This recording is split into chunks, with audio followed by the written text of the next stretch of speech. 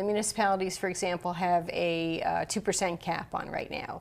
One thing I did at the state level, I put in a cap for higher education. So that bill hasn't passed yet, but we're looking at the cost of higher education. So there are many places where things intermingle.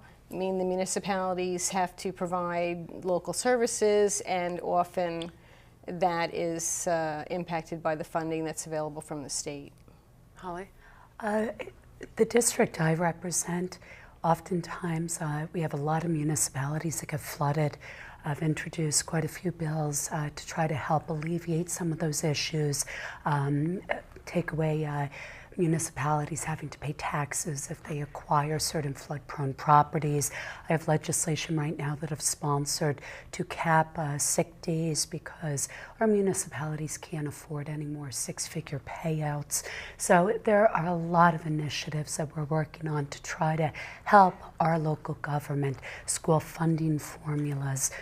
I want to talk about gender for a minute. Yes. New Jersey is 10th in the nation for the number of women serving in elective office. We're at 30% in the state legislature, which is it difficult for women to get elected? I don't think it's as difficult for women to get elected as it is for maybe them to be brought into the process and selected to begin with. So, and we spoke about this yesterday at the breakfast, where we really need to go out and recruit good women to participate. What's the point of entry for women? Well, one of the things I mentioned yesterday was the fact that while the numbers are at 10% right now, they're actually decreasing at all levels, and women are, while they were going into the legislature, they're not staying. And part of that, I think, is to be working and have families, and to do all that, there's only so much you can do. But we are focusing on programs like Ready to Run, which is done through the Eagleton Institute, and there's a program coming up March 15th to get people to enroll and to get comfortable, not just with running, but with running campaigns, with raising money, because even though you have that one person who's the elected official, there are many people that help to get them there or are part of campaigns or whatever, all of those different parts of government. Former British Prime Minister Margaret Thatcher famously said, if you want something said, ask a man. If you want something done, ask a woman.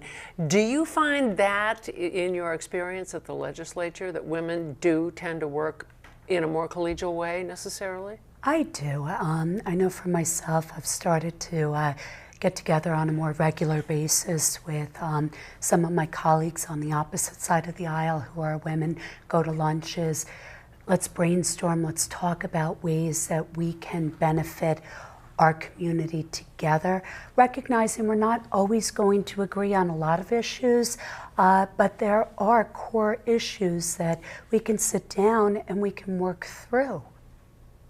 I think recently there was a focus on domestic violence with football, and there was a bipartisan group of women that went up to the Meadowlands and had a press conference on this issue to draw attention to it. And there was also a panel at one point where they had Senate and Assembly, Democratic and Republican women, talking about issues that were related to women and families and children. And that was really the first time that had ever been done. The League of Municipalities created the Women in Municipal Government Committee. Was that a good idea? I mean, has that helped in any way? I think so. I mean, yesterday at the breakfast, you had a very large and strong turnout of women representatives from all over the state. Mayors, council members, lobbyists, women who are involved in many different facets.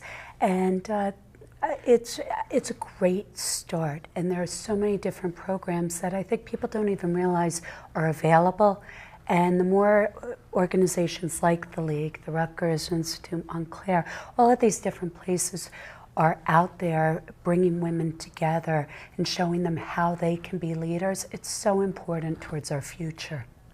All right, thank you both for being with us. I appreciate it. Thank you.